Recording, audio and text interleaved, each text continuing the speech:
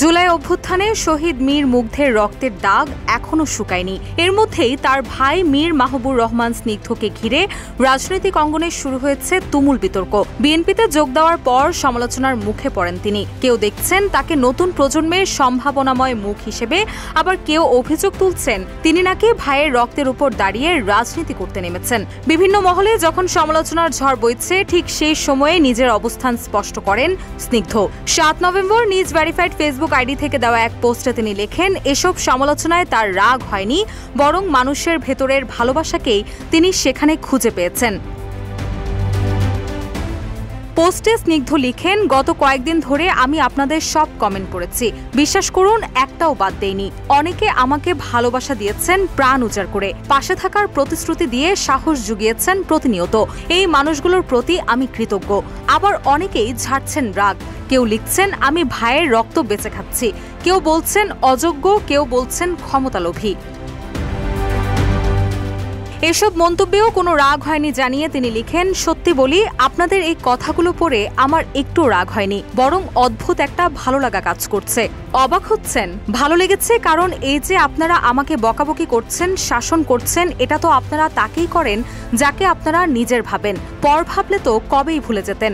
আপনারা মুগ্ধকে ভালোবাসেন, তাই আমাকে নিয়ে আপনাদের এত ভয়, এত কনসার্ন।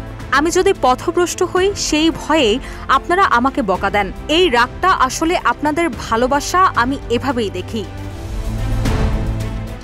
আমি তো রাজনীতিবিদ হয়ে জন্মাইনি উল্লেখ করে স্নিগ্ধ লিখেন, কয়েক মাস আগেও আমি আপনাদের মতোই সাধারণ একটা ছেলে ছিলাম। আমারও স্বপ্ন ছিল পড়াশোনা শেষ করে নিজের মতো ক্যারিয়ার গড়ব, বন্ধুদের সাথে আড্ডা দেব।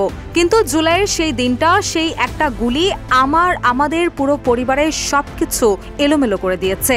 আপনারা যখন বলেন আমি আমার ভাইয়ের লাশের উপর দাঁড়িয়ে রাজনীতি করছি, তখন বুকের ভেতরটায় কেমন লাগে জানেন? মনে হয় এর চেয়ে যদি ওই গুলিটা আমার লাগতো হয়তো ভালো হতো। আপনারা যখন প্রশ্ন তুলেন আমার উদ্দেশ্য নিয়ে, তখন বুকের ভেতরটায় কেমন লাগে জানেন? মনে হয় বেঁচে থাকাটাই অপরাধ। রাজনীতিতে আসার কারণ স্পষ্ট করে তিনি আরও লিখেন, আমি রাজনীতিতে কেন এলাম? শখ থেকে। বিশ্বাস করুন, রাতের পর রাত ঘুমহীন কাটানোর পর, শত শত আহত ভাইদের আর্তনাদ শোনার পর আমি বুঝেছি শুধু কান্না দিয়ে বিচার পাওয়া যায় না। বিচার পেতে হলে, এই সিস্টেমটাকে বদলাতে হলে আমাকে সেই জায়গায় যেতে হবে যেখানে আইন তৈরি হয়।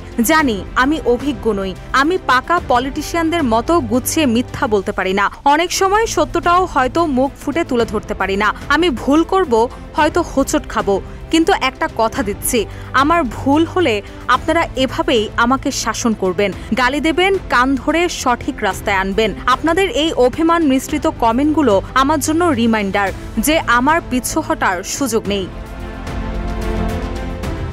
মুগ্ধর আত্মত্যাগ বৃথা যেতে না দেওয়ার প্রতিশ্রুতি জানিয়ে স্নিগ্ধ আরও লিখেন, আপনারা চান মুগ্ধর আত্মত্যাগ যেন বৃথা না যায়। আমিও ঠিক সেটাই চাই। আসুন না, আমার প্রতি আপনাদের অভিমানের শক্তিটাকেই আমরা দেশ গড়ার কাজে লাগাই। আমি আপনাদের নেতা হতে আসিনি, আমি এসেছি আমার আপনার হারিয়ে ফেলা ভাইয়ের আর বোনের শুরু করে রেখে যাওয়া নতুন এক যাত্রার যাত্রী হতে।